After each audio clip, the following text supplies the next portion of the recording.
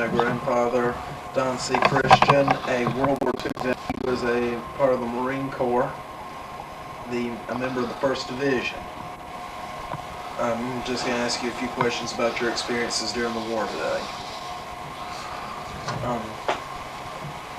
Tell me what it was like as a high school senior knowing that the war was raging across Europe and the Pacific, and as an 18-year-old just having graduated from high school, how did you feel with the prospect of having to serve when you graduated? Well, it was a time of uncertainty for all the high school students, and that the war was raging and the casualties had been so great. They started drafting men that were 21 years old when the war broke out, but they had been dropping the age limit down to where they were drafting at 17 and a half years. And the government passed a ruling that the high school seniors, if they had a passing grade of B or better, could be deferred from the day that they were supposed to be inducted so they could graduate high school. My case was that when my birthday came, I was called to Fort Bragg and went through the physical exams and tests and everything, and we were classified as whether you were fit or not, and I was a 1A, which was as fit as you could get, I reckon. They used to joke about it, that one doctor looked in one ear and one doctor looked in the other ear. If they didn't see each other, you passed. That's how desperate they were. And any students that was not making a B or better had to go ahead through the draft board or either volunteer and go into service if they were physically able. We graduated high school after 2 deferments from Fort Bragg on the night of June the 2nd. And as we went across the stage at the old armory there, as we graduated, got our diploma, we had to take off our caps and gowns and lay them in a pile because all the senior boys had to be at the bus station and leave for Fort Bragg the next morning at 6 o'clock. So it was a time of great uncertainty for all the high school students.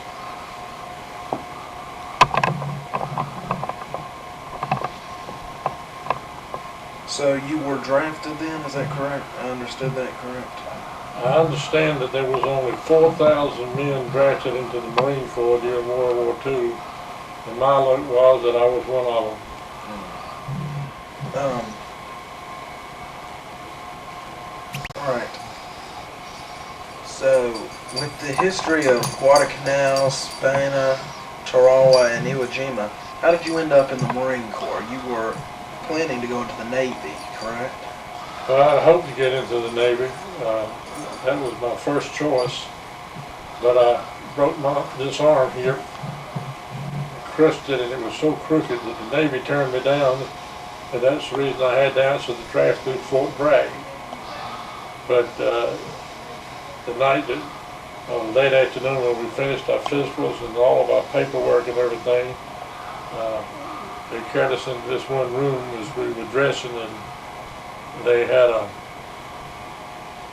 4 desks set up, and they call your name as you go over and you get your papers, and they put a stamp on it. They were stamping Army, Navy, Marine Corps, and paratroopers. You didn't know which one you were going to get, but there were about 22 of us from Durham that went down together on the bus, and I saw some of the friends. The first one went up, they looked at the papers and they were stamped Army. The next one would be paratrooper, the next one would be Navy, the next one will be Navy. And they separated us at that point, and they loaded us on buses, and everybody that was stamped Navy, and sent us back to Raleigh to the big recruiting station they had there.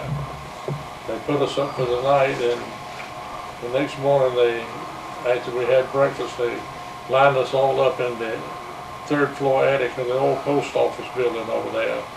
There was 2 long benches up there, and I guess it could seat about 40 men on each one of them. And they gave us our instructions. They were going to ship us out to Bainbridge, Maryland, to the boot camp in the Navy. And they were giving us our meal tickets and everything for the train ride. And 2 Marine sergeants came in, and they wanted what they call forced selective service volunteers for the Marine Corps. Well, no one would volunteer, and so after a lot of persuasion, and they said, well, we'll just choose 4. And they said, you on the back row on that end, and you on the back row on this end, step out. You on the front row on this end, and you on that end over there, you step out.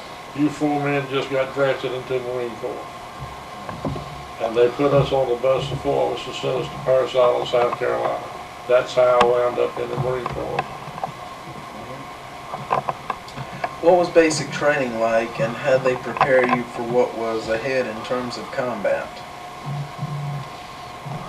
Basic training on Parris Island is tough.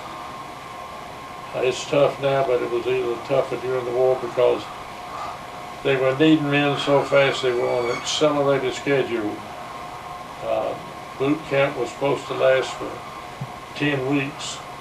They had shortened it down to about 7, and 3 weeks of that was on the firing range, what they call the rifle range. Boot camp was tough. You lost all your citizenship and everything else on Parris Island because you belonged to the drill sergeant more than anything else. But they was so thorough in their teaching. Close order drill and calisthenics was every day. The day started at 4:10 in the morning. The lights went out at 10 o'clock at night.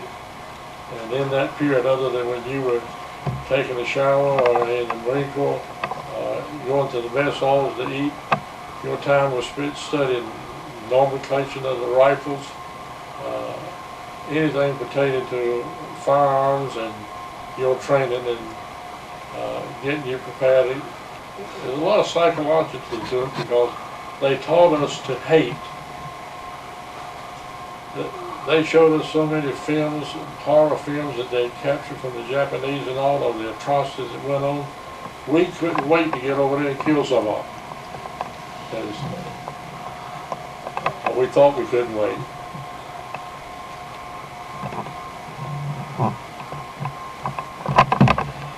You alluded to any time that you were going to the mess hall, that was your time. How was the food, just out of curiosity? The Marine Corps fed you well, real well. During boot camp, we got some of the best meals that we've ever had. If some of the recruits were overweight, a drill sergeant would stand at the chow line and they'd tell him how much of each thing he could have. Like if they was having country ham and gravy or something, he'd take a knife and cut it in 2 and take half of it off, and they wouldn't let him have but half of his steak. They'd cut out on his peas or his corn or his potatoes. They were going to pull the weight off, and they did. Some of the fellows that were real skinny, looked undernourished, they kept piling it on there. The sergeant would pile more and more and more. They would make you eat it because they had a big sign in the mess hall, take all you want, but you better eat all you take. Because if you left anything on your plate, you paid for it. By paying for it, they give you some extra duty to make you do something, make you go scrub pots and pans in the mess hall, and instead of being able to write letters home and read and study your manual like the rest of us doing, they was in the mess halls scrubbing pots and pans. How'd you feel about having a fight and the possibility of having to take someone else's life? Were you scared at all in that? We had been so indoctrinated, that was all that we were thinking. We couldn't wait to get over there and get in it. So did the thought of fear ever enter you as you were there at boot camp? Fear at boot camp? Well, fear of getting over and actually getting to the front lines. Did you ever think about that Did it scare you, the prospect of doing so? It didn't scare us till we got there. Didn't scare you too. That's when you started loading the ship in San Diego and the ship started pulling out. That's when you really started thinking about it. What was your role in the Marine Corps? I was in the Marine Corps, what we call infantry. I was what they call a rifleman. See, when we finished boot camp and all the training we had there, they sent us to accelerated training at Camp Lejeune, North Carolina, and we had to recertify on the rifle range again. They took us out to some ships that was docked off Onslow Beach, and we practiced going over the side, getting in the boats and coming in and landing on the beach. We must have done that a dozen times during the time we were there. And the bad part was it was in the winter time and we were like to froze to death. And then when we left there, we went to Camp Pendleton, California, and we went through the third phase of our training on the range and everything, and everybody had to qualify as a sharpshooter. And if you qualified as a sharpshooter, you got $3 extra in the month in pay. If you qualified on up the line and became an expert, and if you qualified on that, on the rifle range, you got an extra $5 a month in your pay. But everybody had to qualify.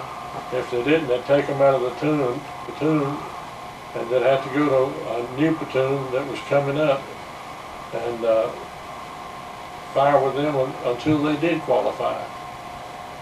Everybody had to qualify on the rifle range. I was fortunate, we had a real good instructor down at Parris Island, and I qualified on Parris Island as an expert before I got to the advanced training at Lejeune and Camp Pendleton. We wanted to be able to be that accurate, because our lives was going to depend on it. Was Okinawa your first combat? Yes, when we went over, Iwo Jima was underway, and it was bloody, and they kept calling up replacements.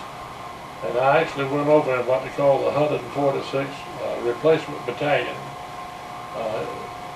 It was about 1,100 of us in the battalion, and but they held us at the island of Guam. Guam was in the Marianas, and Guam's down here, and then Saipan's up here, then Tinian, and then several other small islands in that Marianas chain. In fact, when I was wounded, I was sent back to the hospital on the island of Tinian, and we could look across the water and we could see Saipan. What was combat like, and how did you deal with seeing your friends and fellow soldiers wounded and even killed? Brandon, we were scared to death. I don't think any man can go in combat knowing what's ahead of you and not be scared and be afraid. But after several days and several nights with all the bombing and the shells that drop on you and everything else, you start changing your attitude to it, and it's hard to concentrate on staying alive and being smart and not making foolish mistakes so that you could get shot by the enemy. My squad, I was in the Baker Company, the 1st Marines and the 1st Marine Division, 7th Marines. And we, in our training, they had taught us how to go out on what they call reconnaissance patrols and get information and try to bring it back. And mainly, there'd be a sniper, a Japanese sniper or snipers out in trees where you couldn't see them, and they had these long-range rifles. The Japanese were cruel, but they were smart. And they had sharpshooter rifles with scopes on them, and where they could kill a Marine 1,000 yards away. and hide in the bushes. And they would send us, not only my squad, but they had other squads, we were reconnaissance squads, we were specially trained for it. They would send us out to find those snipers and to kill them because they couldn't run the trucks out there to bring supplies. They couldn't do anything because even if they sent troops out to take a certain area of land, these sharpshooters sitting over 1,000 yards away could pick them off. And that was just to slow down everything. And that was mainly what we did. As far as seeing your friends get killed, I saw more get wounded than I did got killed. One experience that will always be with me, they sent us out on a patrol, and we were to find 2 or 3 snipers that were picking off the men, and they couldn't move as a group. We would get down in the creek beds to use it for cover, and run stooped over, trying not to expose your body so they could get you. And but they would shoot at us, and they'd hit the dirt right in front of the thing and kick the dirt on us. That's how sharp they were and how accurate they were. And we had a man, a boy, whatever we call it, in our squad. His name was Benjamin Dick. I never will forget him. His daddy was a colonel in the Army, and his daddy had given him a pearl handle 44 automatic that he could wear on his belt besides carrying his rifle with him. I was only issued, and most of the men were only issued a rifle. But his daddy gave him that thing, and he was so proud of it, and he showed it off in barracks at night. And one of the Japanese, I don't know how he got exposed, but it did. He looked up for something or other, and a Japanese rifle hit him right in the arm and actually blew his arm off. And we were down in the water, in the creek bed, seeking cover, and we had a corpsman with us. And he came up and did what he had to do to stop it from me, but we couldn't leave there because every time we moved, they were pinning us back down. And we had to wait till dark, until it got dark, so they couldn't see us move. And Benjamin laid there for almost 4 hours waiting for dark to come across. And he'd come and go. He'd go in consciousness and he'd come out. And we had to bring him out. We had to actually carry him out and back up the hills to where our troops were over the top of the hill. And when they sent you on reconnaissance, your main body would stay back over here and you'd go up over the hill and go down and try to find your sniper. But I know we'll forgive him because when whatever hit him in the arm hit him, it just spattered blood on all of us. And that was the most gruesome injury I think I saw the whole time I was there, but I saw a lot of injured men. I saw a lot of get hurt. I have no idea how many I saw that got killed. We lost more second lieutenants than anything else.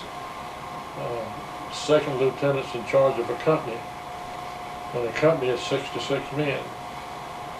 And they would come over there right out of officers training school, and they had had the same training we had, but they felt the responsibility, and they'd get there with a pair of field glasses looking over the terrain and right through the chest. We lost 7 second lieutenants in 2 weeks. So finally, the men that had been there a while, and see, we had some veterans with us that had fought at Guadalcanal, and they saved a lot of our lives by the training that they had and the experiences they had had. But some of the men that had been on Guadalcanal, and they had been back to the States on furlough, and they shipped them back over there. They were so short on men, and the war was winding down, and we were getting recruits over there right out of boot camp that were 17 and a half years old that hadn't had but 6 weeks of training, and they had sent them on over there to us. They needed them so bad. It's hard to believe, but I saw a picture here. I saw it on the news a year or so ago. The cemetery there at on Okinawa, and there was 1,700 white crosses on that cemetery. Now Okinawa is a long island. It's 72 miles long, and in the widest place it's only 1.5 miles wide. And it's hard to think that that many men lost their lives there. And that don't count, I guess, 10 times that many that were wounded.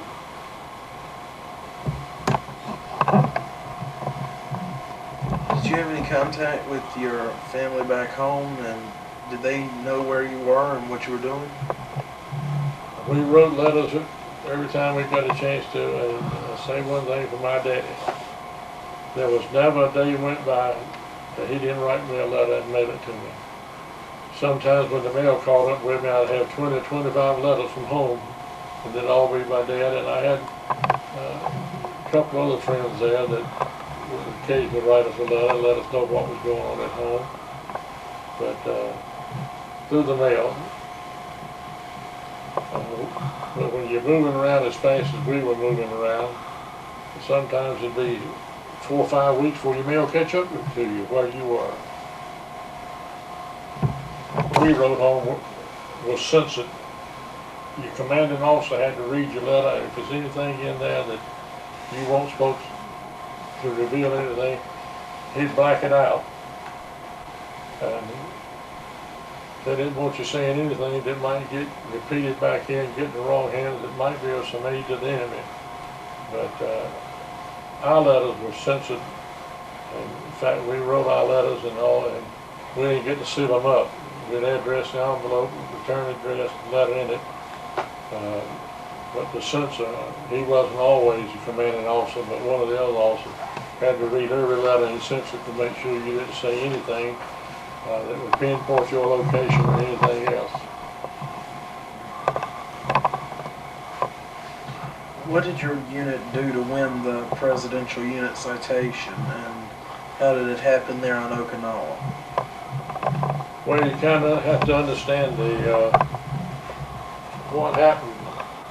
See, we landed on the beach on Easter Sunday morning, and we had been told that the strongest fortifications that the Japanese had was on the southern end of the island.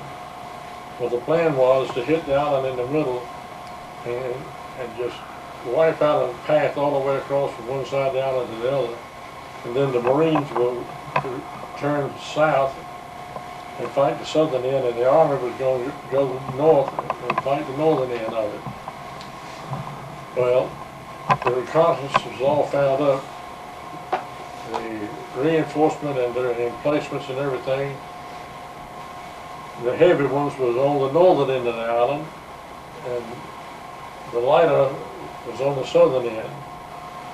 And we were able to move so fast that in 72 hours we secured the whole southern end of the island, all 36 miles of it. We brought in the tanks and we just rolled on through it. And mainly what we done was clean out the few Japanese that was down there.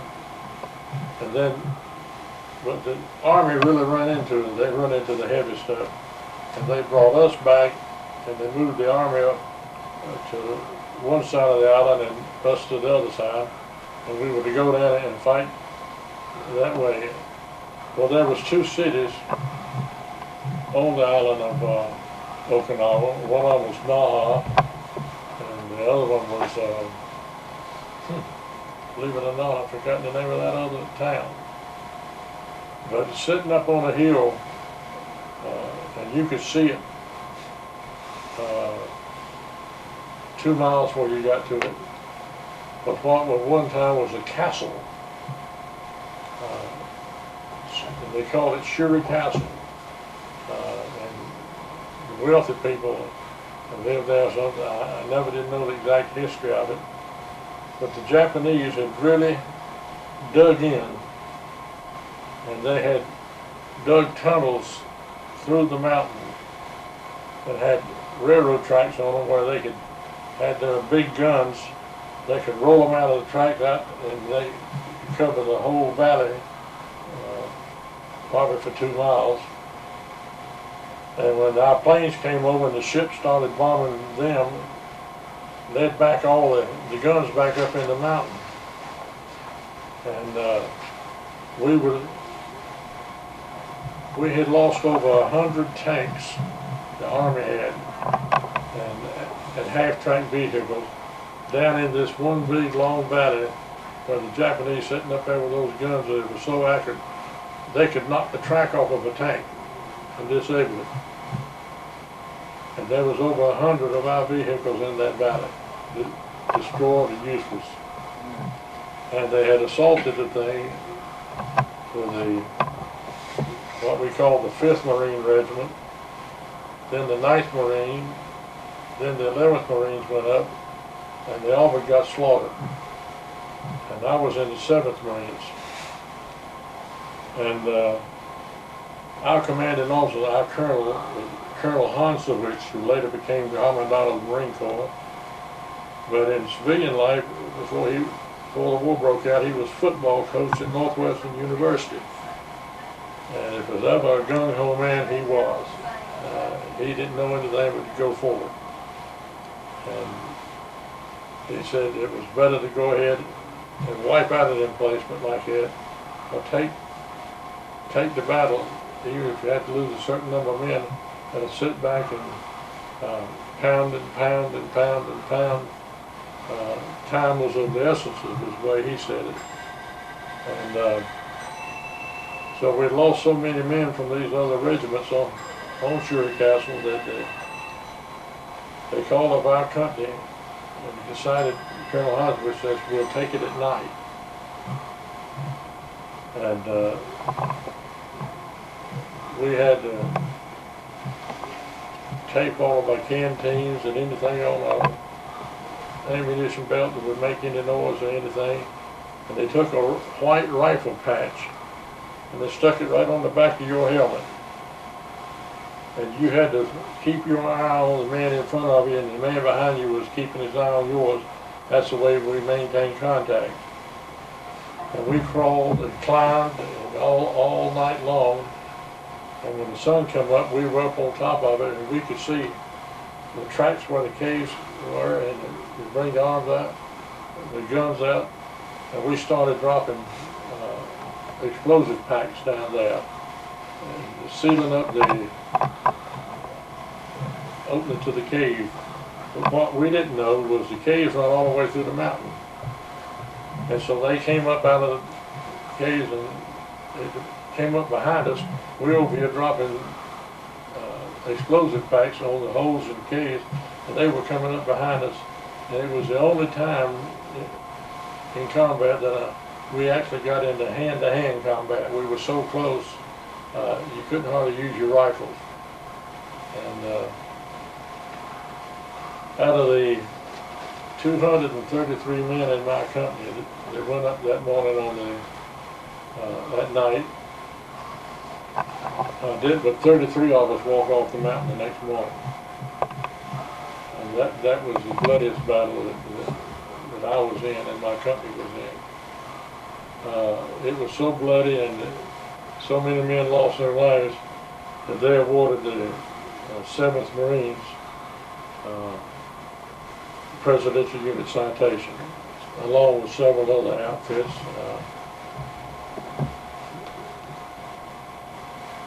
But that's how we got the Presidential Unit Citation. What was your rank and why were you promoted? I was a private, and during the combat I was a private, but I was an acting sergeant.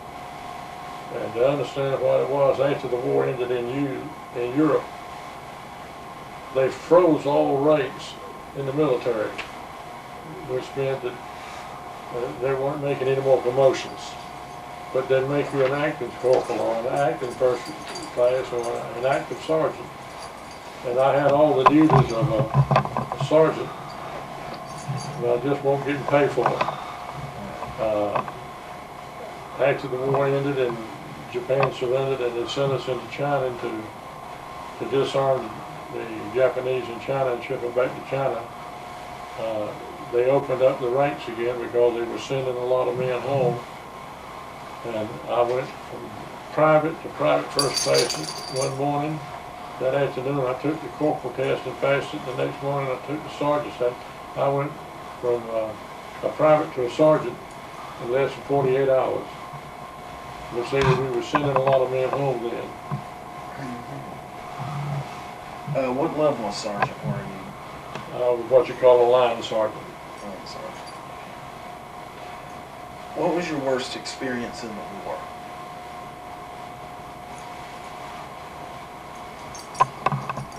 I guess it was the night I got wounded. We lost so many men and we were about halfway down the island where we was going to have to go, and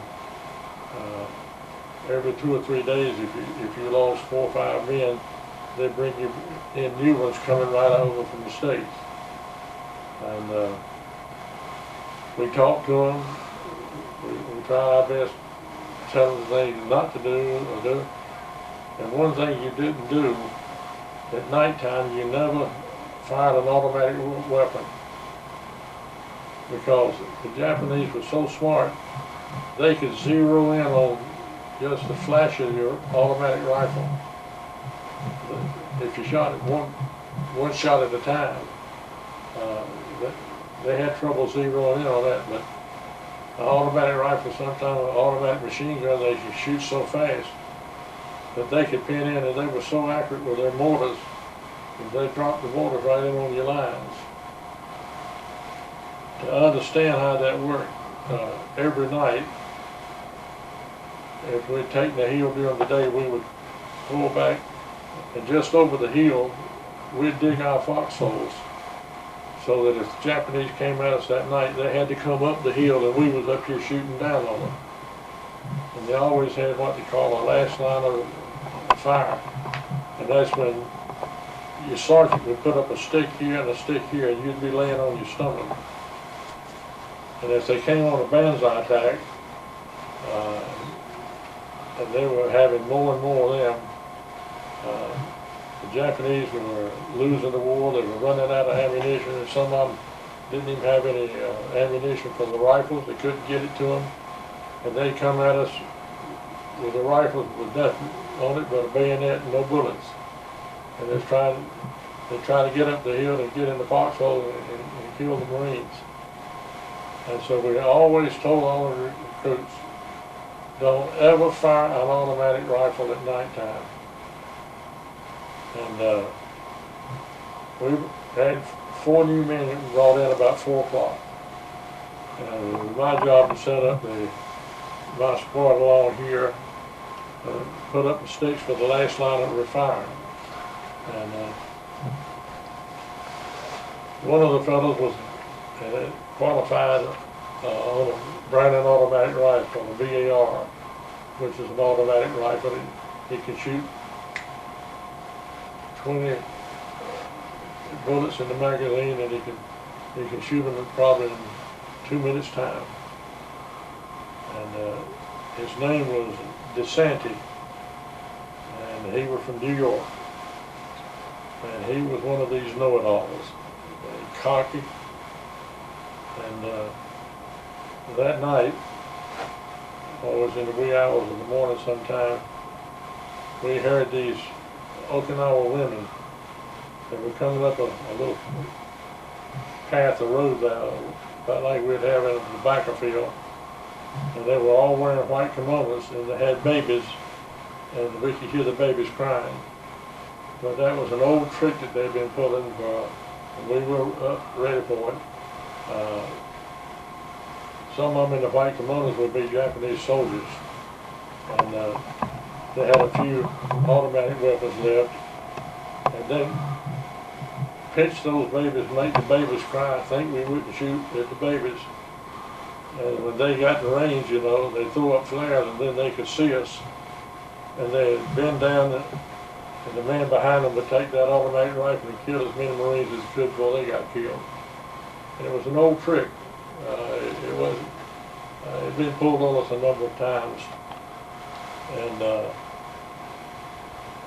when the babies started crying and all, we set up flares from men behind our lines back in the mortar section could send up flares, and that flare is on a parachute, and as it come down, it would light up just like a football at nighttime for a football game. And you could see everything out there. And the word came down the line, hold the fire, hold the fire. And I took my arm and put it over on him, and I said, don't you dare fire that weapon.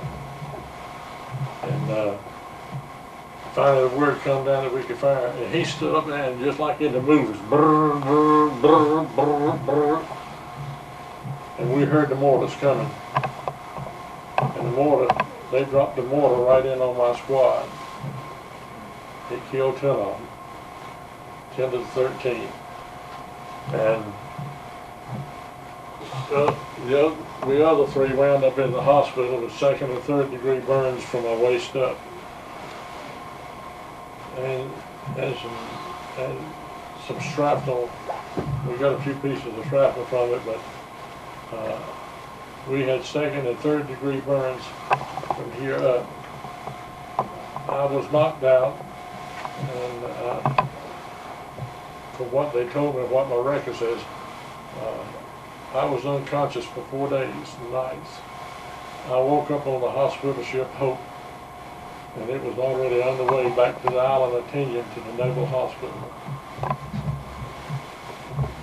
I was very fortunate. They thought I was going to lose my eyesight, but I didn't.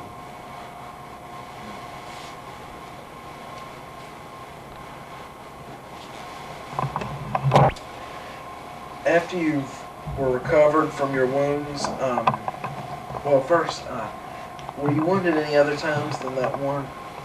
I'd had a couple of small pieces of shrapnels, and they would dig out of your skin. I had one in my leg, and I had one in my arm, and I had one in my shoulder. But they wouldn't send you back to the hospital for that. You go to the battalion aid station, and the battalion aid station was kind of like what we used to watch on MASH. It was set up in tents back behind the lines, and the doctors would take them out, and if they had to cut them out and sew them up and give the necessary drugs, and they would give you a couple of days rest behind the lines, and then they sent you back up to your unit. In other words, they didn't ship you out to the hospital with small pieces of shrapnel. Right. Well, after you were wounded and you finished recovering, you didn't go back home. Why not? What happened there?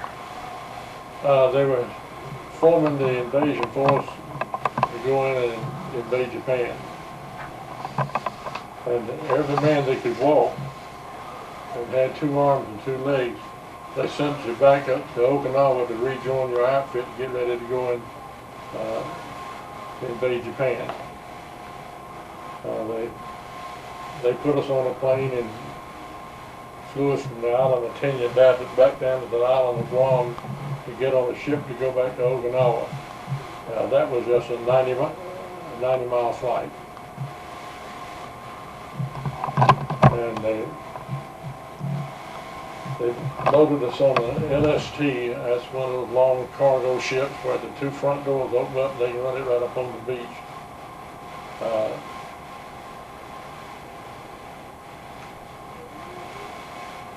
I forgot how many days it was, but we got underway, and we'd been underway 2 or 3 days, and we discovered that the ship was circling, and we couldn't figure out why. We'd follow the sun, and the sun would go around just like this. You just follow the sun, so we knew we were circling.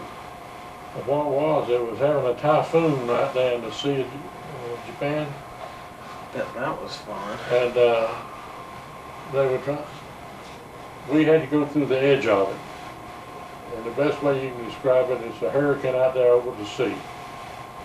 And That's gotta be in fact, the aircraft carrier Hornet was in our convoy, and it tore the flight deck up.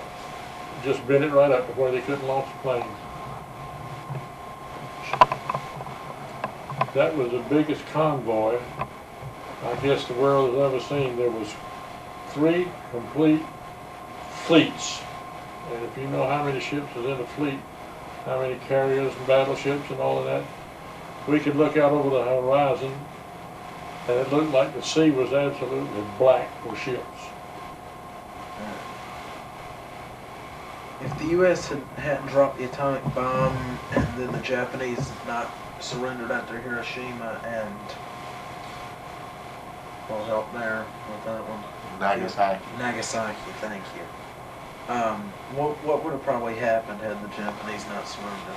Well, even though we were old salts and we had a battle under our belt, they got all the men together, and the colonel and the chaplain would get all the men they could on the boat deck at the stern, and they talked to us.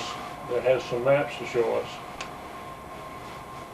But the commanding officer told us, says, we want you to understand, and don't have any misgivings, but we're expecting to have 100% casualties on the first 12 waves to hit the beach at Japan. We already had our beach assignment. We had photographs of it, and my group was scheduled to land at what they call Purple Beach 2, just a little bit south of Osaka, Japan. And we had pictures of the fortifications that the planes had taken out in the war and all the obstacles and things that the boats was going to have to try to get through to get us to the beach. But you could have heard a pin drop when they broke the news to us that they were expecting 100% casualties. It would probably make landing at the moment look small if they'd gone through with it. It's no telling how many millions of lives those 2 atomic bombs saved the American people. All right, you got this sword from a Japanese officer. Is that correct? What were the details of that? Well, after they dropped the 2 atomic bombs and Japan surrendered, they sent the 1st Marine Division into North China to disarm the Japanese and to ship them back to Japan. There was only one saltwater port on the coast of China, and it got so cold over there in the winter times that all the inland waterways would freeze over, and so they had this big docks that could dock 7 ships at the time in a place called Qinhuangdao. It was the northernmost port in North China, and we were only 8 miles from the Manchurian border, where the Great Wall of China runs into the ocean, separating Manchuria and North China. My squad had a detail as the Marines in the other cities and all were putting the Japanese on the trains and shipping them to Qinhuangdao, and we had to get them on the ship. I had made sergeant then, and I was more or less standing by the gangplank, the dock where they were loading the Japanese. And this Japanese officer came up and took it off his belt and handed it to me. And yes, he thought he was surrendering to me. But I took it and I treasured it very much and was able to get it back to the United States in my sea bag.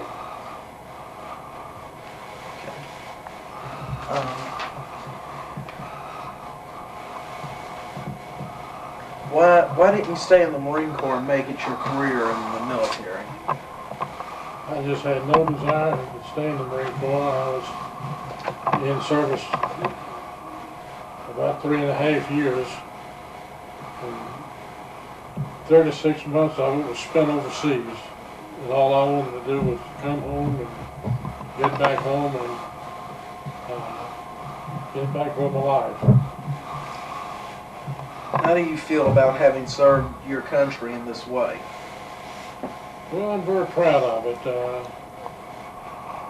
I wouldn't take $1 million for the experience, but I wouldn't give you a nickel to go through it again. Is there anything that I've left out about your experiences, or is there anything else that you would like to share about your experiences? Not right off the top of my head. We were in North China for 18 months. The Marine Corps became a tool of the State Department, and the communists were trying to infiltrate North China then, and we had to guard the railroad tracks, all the bridges and everything in order to keep the trains moving. And we lost about 18 men that were killed by the Chinese communists during the 18 months that we were there before we pulled out of China to come back to the United States. It was a happy time when the word came that we were coming back home. Like I said, I'd been overseas 36 months, and it just so happened the way it fell.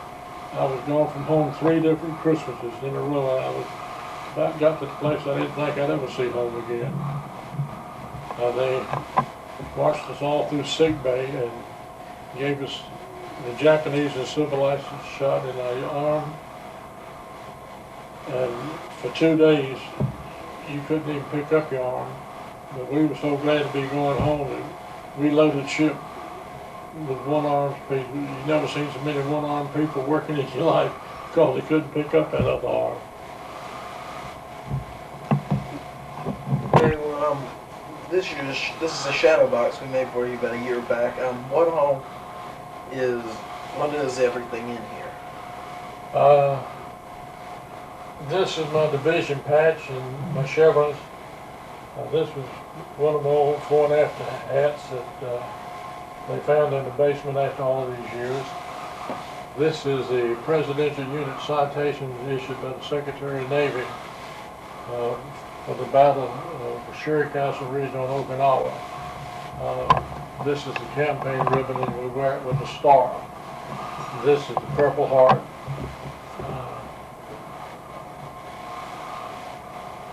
This is the China ribbon. This is the Asiatic ribbon. And this is occupational medal that we got for work in China. This is a picture of me and my houseboy. His name was Fong, but we called him Felix.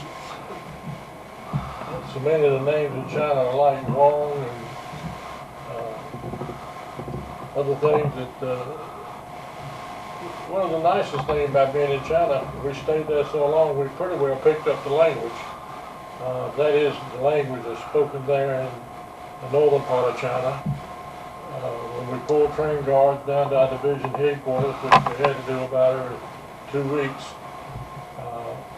there'd be a flat car in front of the engine and a flat car behind it. We had machine guns mounted up, and we had armed Marines with live ammunition all up and down each one of the cars, and on my post, the sergeant was always in the mail car, and no matter how cold it got, we were so many times that the communists started firing on us and shelling us. We never closed the door to the mail car. We thought if one of it hit it, we wanted to be where we could jump out. This is a picture that was taken of me when I finished up boot camp. And these are my campaign ribbons, which represent each one of the medals that we represented. And that lady there was, they sent 3 ladies to Ching Wong Tower about 3 months before we left over there that was with the International Red Cross, and they did a lot to help the things that we couldn't do, they would provide them for us. This is my M1 Expert rifle medal there that I won in boot camp, and $5 a month don't sound like much, but back then the pay of a private that went in the Marine Corps was $50 a month, and if we qualified for it on the rifle range, it gave us 10% raise of salary. And the other thing was, once we shipped overseas, we got overseas pay, which was about $7 a month. And then when we went into combat, actually in Okinawa, our pay scale jumped another $20 in a month. And then I went from private to PFC, then to corporal, and then to sergeant. And I was making almost $100 a month when I came back home. How many Purple Hearts did you earn again? I may have asked you this, but Actually, there was 3. I sent 2 of them by mail home to my mother, and she treasured them and always kept them in her trunk. But when mother passed away, we never could find the other 2 Purple Hearts. This one I brought, I see it. So the one I brought back with me, a friend of mine mounted it on a plaque that's hung in my office for about 40 years.